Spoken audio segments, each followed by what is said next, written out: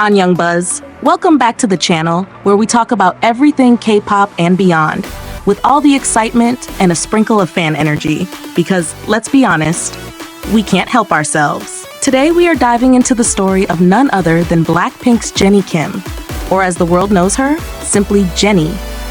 She's the main rapper, lead vocalist, the ultimate fashion queen, and honestly, one of the most influential figures in the K-pop industry. Now, Jennie is a name that sparks a lot of conversations, whether it's her solo music, her style, her friendships, or even her personal life. And you know what? That's what makes her so fascinating. She's not just an idol, she's a whole brand, a whole vibe. Let's take it from the beginning.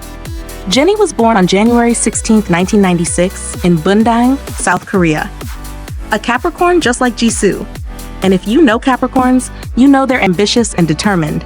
And honestly, Jennie is the perfect example of that. She spent part of her childhood in Auckland, New Zealand, where she studied at ACG Parnell College. Imagine being this young Korean girl in New Zealand, far from home, but already soaking up different cultures and languages.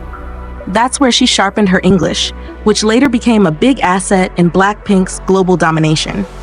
When she returned to South Korea, she joined YG Entertainment as a trainee in 2010. And here's something that always blows my mind. She trained for 5 years and 11 months. That's basically 6 years of intense practice, evaluations, and uncertainty before debuting. Can you imagine almost 6 years of your life preparing for a dream without knowing if it will actually happen? That takes insane courage and persistence. Now, Jennie has always had a strong presence in BLACKPINK, and it's not just because of her rap and vocals. She was nicknamed YG Princess for a reason. From day one, she had this aura that made her stand out. Fans also called her Human Gucci, and later, Human Chanel, because she practically breathes luxury fashion. And honestly, I don't think anyone can pull off being called the Human Chanel unless you've got that natural elegance and star power. But here's the thing, Jennie is more than just a luxury fashion icon. She's also got these quirky sides that I think a lot of people overlook. Her cheeks were so chubby when she was younger that her nickname was Manduki, meaning dumpling. How cute is that? She also used to call herself Jerry, like Tom and Jerry, because it sounded like Jennie. And nowadays, she often refers to herself as Nini. Doesn't that just make her feel more relatable? Like, yeah, she's an international superstar, but at the same time, she's still that girl who makes cute nicknames for herself. And let's talk about her skills. She's fluent in Korean, Japanese, and English. She can play piano and flute. She cooks, though she's admitted she's not that great at it. And she takes amazing photos as a hobby. Plus, she has the most adorable dogs, Kai and Kuma, who might be just as famous as their mom at this point. What I really love is how multifaceted Jennie is. She's not locked into one box of being the rapper or the fashion girl. She's all of that and more. Now, I want to pause here and ask you guys, if you had to choose one thing that defines Jennie the most, what would it be? Is it her music, her style, her presence as a performer, or maybe even her playful and quirky personality behind the scenes? Let me know in the comments, because I'm really curious to see how different fans see her. And speaking of music, Jennie made history as the first BLACKPINK member to go solo back in 2018 with her song, Solo. That song wasn't just a hit, it was a cultural moment. It's catchy, powerful, and totally embodied Jennie's charisma. And now, in 2025, she's about to drop her first full album called Ruby on March 7th. Can we just take a second to appreciate how huge this is? From debuting with Solo to now preparing to release a full album under her own label OA, this is Jennie taking control of her artistry. Honestly, I feel like Ruby is going to be a turning point for her. She's already partnered with Columbia Records in the US, which means she's not just aiming at Korea or Asia anymore. She's going global, officially. And if we look at her track record, with all the brand deals, the Calvin Klein collab, the Porsche design project, and even her acting debut on HBO's The Idol as Jennie Ruby Jane, this girl is building a legacy. She's not just a K-pop idol anymore. She's an international artist and entrepreneur. Now, of course, no conversation about Jennie is complete without mentioning her reputation as the ultimate fashion icon. She's the first K-pop idol to be on the cover of Korea's top 6 magazines. Elle, Cosmopolitan, Harper's Bazaar, W, Vogue Korea, and Marie Claire. That's insane. On top of that, she's a Chanel house ambassador. She's endorsed Calvin Klein, Gentle Monster, Hera, and even KT, South Korea's biggest telecom company. And let's not forget, she actually designed her own sunglasses collection with Gentle Monster and even her own Porsche Taycan. Who else in K-pop is doing that? But I think what makes Jennie's fashion influence so strong isn't just the luxury branding. It's that she has her own identity.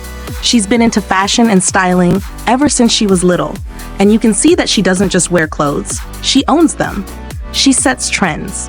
That's why people look at her as a true icon. And I want to know from you guys, do you think Jennie's influence in fashion is bigger than her influence in music, or the other way around? And you know what's even more fascinating about Jennie?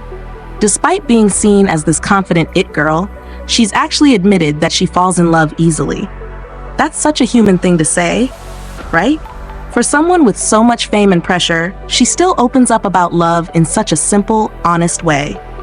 I feel like that makes fans connect to her more, because it shows that behind all the glamour, she's still just Jennie, a woman figuring out love, life, and everything in between. Of course, Jennie's dating life has always been a hot topic.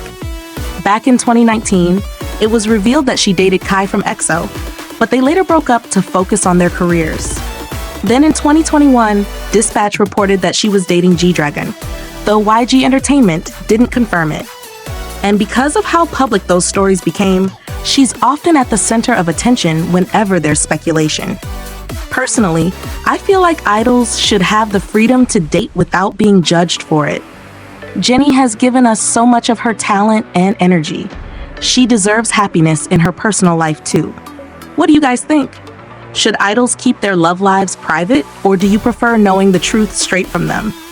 Now let's talk about her acting career. In 2023, Jennie made her official acting debut in HBO's The Idol under the name Jennie Ruby Jane. And whether you love the show or not, the fact that she took such a bold step into Hollywood is a big deal.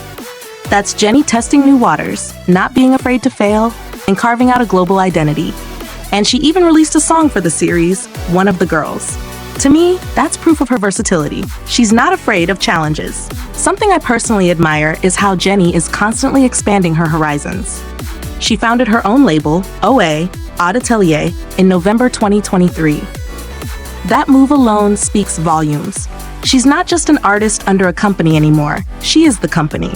And if you look at the timeline, Jennie's been making moves like a visionary, building her solo career, designing fashion collections, collaborating with top brands, stepping into acting, and now preparing her first full album. It feels like everything has been leading up to this moment. And let's not forget, Jennie has this playful, quirky side that balances all that ambition. She loves milk-flavored ice cream, healthy drinks, and traditional Korean food like soybean paste stew. She hates cilantro, which, by the way, I totally relate to because cilantro can be so overpowering. She also loves chinchillas and capybaras, and apparently has this hidden talent of speaking in a baby voice. Like, how can the same person who's called Human Chanel also be the one making baby voices and playing with her hair while watching TV? That duality is exactly why fans adore her. What I find so interesting is that Jennie is often described as intimidating or too perfect. But if you really look closely, she's one of the most down-to-earth idols.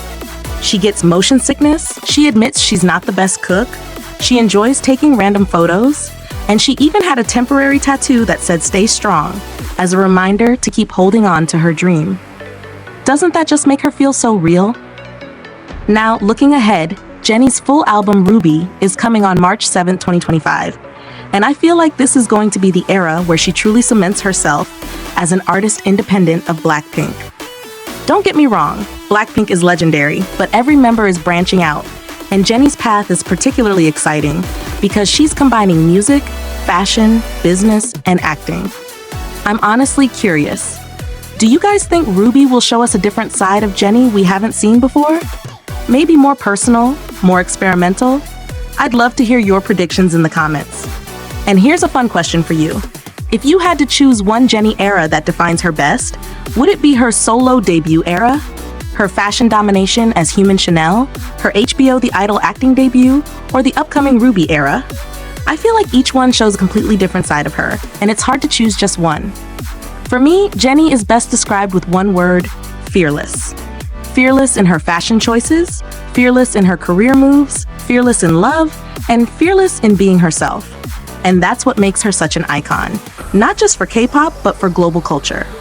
So as we wrap up, let's just appreciate Jennie for everything she's done and continues to do. She's more than just the main rapper of BLACKPINK. She's a pioneer, a trendsetter, and a global force who keeps proving that she's not here just for the moment. She's here to stay. And now it's your turn. What do you love most about Jennie? Her music, her visuals, her fashion sense, her personality, or maybe it's her business mindset? Drop your thoughts in the comments because I want to hear all of them. That's it for today's deep dive. If you enjoyed this video, don't forget to hit like and subscribe because we've got so much more content coming your way. And remember, this is not just a channel, it's a community. So let's keep the conversation buzzing in the comments. Until next time, this is Buzz signing off. Stay excited, stay positive, and as always, keep buzzing with me.